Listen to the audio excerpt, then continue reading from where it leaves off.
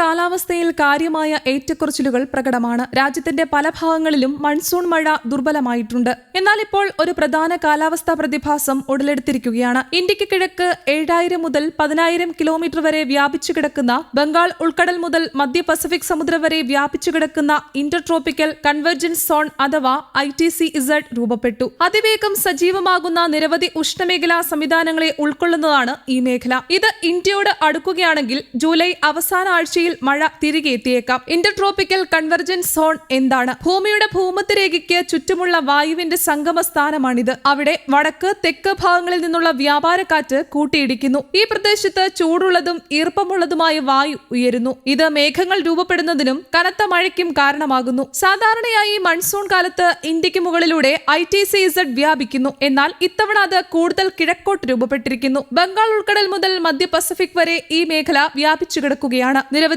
ഉഷ്ണമേഖലാ സംവിധാനങ്ങൾ അതിനുള്ളിൽ ഉൾച്ചേർന്നിരിക്കുന്നു. വടക്ക് പടിഞ്ഞാറോട്ട് ഇന്ത്യയിലേക്ക് നീങ്ങുന്നു. ഈ സംവിധാനങ്ങളിൽ ഒന്നുപോലും ശക്തമാവുകയാണെങ്കിൽ അത് ഗണ്യമായ മഴയ്ക്ക് കാരണമാകും. ആഗോളതാപനം, സമുദ്രോപരിതല താപനിലയിലെ വർധനവ്, മറ്റ് കാലാവസ്ഥാ ഘടകങ്ങൾ എന്നിവയാണ് ഇത്തവണ ITCZ-നെ കിഴക്കോട്ട് തള്ളിവിട്ടത്. ലാനിന പോലുള്ള അവസ്ഥകളോ പസഫിക് സമുദ്രത്തിലെ മറ്റു പാറ്റേണുകളോ ഇതിന് കാരണമാകാം. ഈ മേഖല പതിവിലും വളരെ നീളമുള്ളതാണ്. 7000 മുതൽ 10000 കിലോമീറ്റർ വരെ വ്യാപിച്ചു കിടക്കുന്നു. നിരവധി ന്യൂനമർദ്ദ പ്രദേശങ്ങളും ഉഷ്ണമേഖലാ തിരമാലകളും അതിനുള്ളിൽ സജീവമാണ്. ഈ സംവിധാനങ്ങൾ പതുക്കെ പടിഞ്ഞാറോട്ട് ബംഗാൾ ഉൾക്കടലിലേക്ക് നീങ്ങുന്നു. ഈ സംവിധാനങ്ങൾ ചിലത് ബംഗാൾ ഉൾക്കടലിൽ എത്തിയാൽ അവ മൺസൂൺ ട്രഫിനെ ശക്തിപ്പെടുത്തുമെന്ന് കാലാവസ്ഥാ വിദഗ്ധർ പറയുന്നു. ഇത് കിഴക്കൻ, മധ്യ, വടക്കേ ഇന്ത്യ എന്നിവിടങ്ങളിൽ നല്ല മഴയ്ക്ക് കാരണമാകും. എന്നിരുന്നാലും ഈ സംവിധാനങ്ങൾ എത്രത്തോളം ശക്തമാകുമെന്നും അവ എത്രത്തോളം വെള്ളം എത്തിക്കുമെന്നും ഇതുവരെ വ്യക്തമായിട്ടില്ല. കാലാവസ്ഥാ വകുപ്പും അന്താരാഷ്ട്ര മാതൃകകളും അനുസരിച്ച് ജൂലൈ 20-നും 30-നും ഇടയിൽ ഈ ഉഷ്ണമേഖലാ സംവിധാനങ്ങൾ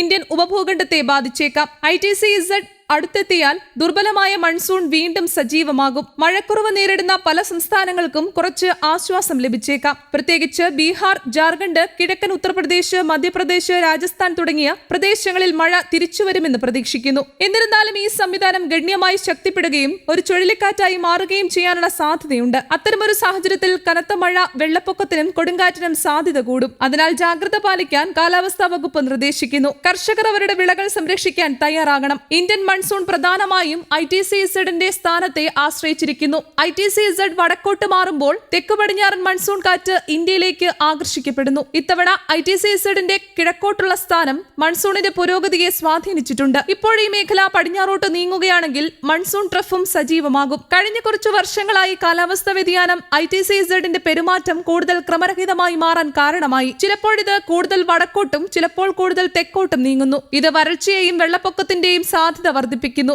ITCZ-ന്റെ ചലനം ഇന്ത്യയിൽ മാത്രമല്ല ലോകമെമ്പാടുമുള്ള കാലാവസ്ഥയെ ബാധിക്കുന്നതിനാൽ ശാസ്ത്രജ്ഞർ ഇത് നിരന്തരം നിരീക്ഷിച്ചുകൊണ്ടിരിക്കുകയാണ്. മഴ തിരിച്ചു വന്നാൽ കൃഷിക്ക് ഇത് അനുകൂലമാണ്. കൃഷി നശിച്ച പ്രദേശങ്ങളിലെ കർഷകർക്ക് ആശ്വാസം ലഭിക്കും. എന്നിരുന്നാലും പെട്ടെന്നുള്ള കനത്ത മഴ താഴ്ന്ന പ്രദേശങ്ങളിൽ വെള്ളം കെട്ടിനിൽക്കാനും വിളകൾക്ക് കേടുപാടുകൾ സംഭവിക്കാനും കാരണമാകും. നഗരങ്ങളിലെ ഡ്രെയിനേജ് സംവിധാനങ്ങൾ പരിശോധിക്കേണ്ടതുണ്ട്. ബംഗാൾ ഉൾക്കടലിലെ ഉഷ്ണമേഖലാ സംവിധാനം ഉയർന്ന തിരമാലകൾക്ക് കാരണമാകുമെന്നതിനാൽ മത്സ്യത്തൊഴിലാളികളും ജാഗ്രത പാലിക്കണം. സർക്കാരും ഭരണകൂടവും ദുരിതാശ്വാസ സാമഗ്രികൾ മുൻകൂട്ടി തയ്യാറാക്കണം. കാലാവസ്ഥാ പ്രവചനം എത്രത്തോളം ബുദ്ധിമുട്ടാണെന്ന് ഈ സംഭവം നമ്മെ ഓർമ്മിപ്പിക്കുന്നു. കാലാവസ്ഥാ വ്യതിയാനം സ്ഥാപിതമായ രീതികളെ മാറ്റിമറിക്കുന്നു. ഇന്ത്യ പോലുള്ള ഒരു കാർഷിക രാജ്യത്തിന് മികച്ച കാലാവസ്ഥാ നിരീക്ഷണ സംവിധാനങ്ങളും കാലാവസ്ഥാ പ്രതിരോധ ശേഷിയുള്ള കൃഷിയും ആവശ്യമാണ്. ITCZ പോലുള്ള വലിയ സംവിധാനങ്ങളെ നിരീക്ഷിക്കുന്നതിന് ഉപഗ്രഹങ്ങൾ, സൂപ്പർ കമ്പ്യൂട്ടറുകൾ, അന്താരാഷ്ട്ര സഹകരണം എന്നിവ അത്യാവശ്യമാണ്. നമ്മൾ കൃത്യസമയത്ത് തയ്യാറായാൽ മഴയുടെ തിരിച്ചുവരവ് ഗുണം ചെയ്യും. 7000, 10000 കിലോമീറ്റർ നീളമുള്ള ITCZ-ന്റെ രൂപീകരണം ഒരു പ്രധാന കാലാവസ്ഥാ സംഭവമാണ്. അതിനുള്ളിൽ ഉൾച്ചേർന്നിരിക്കുന്ന ഉഷ്ണമേഖലാ സംവിധാനം ബംഗാൾ ഉൾക്കടലിലേക്ക് നീങ്ങുകയാണെങ്കിൽ ജൂലൈ 2030 ഇന്ത്യയിലേക്ക് മഴ തിരിച്ചെത്താൻ സാധ്യതയുണ്ട്. എന്നിരുന്നാലും അതിന്റെ തീവ്രതയും ആഘാതവും ഇതുവരെ പൂർണ്ണമായി വ്യക്തമായിട്ടില്ല. ഈ ITCZ ഇന്ത്യയിലേക്ക് നല്ല മഴ കൊണ്ടുവരുമെന്നും മൺസൂൺ കുറവ് നികത്തുമെന്നുമാണ് പ്രതീക്ഷ. News desk, Kerala Kaumudi.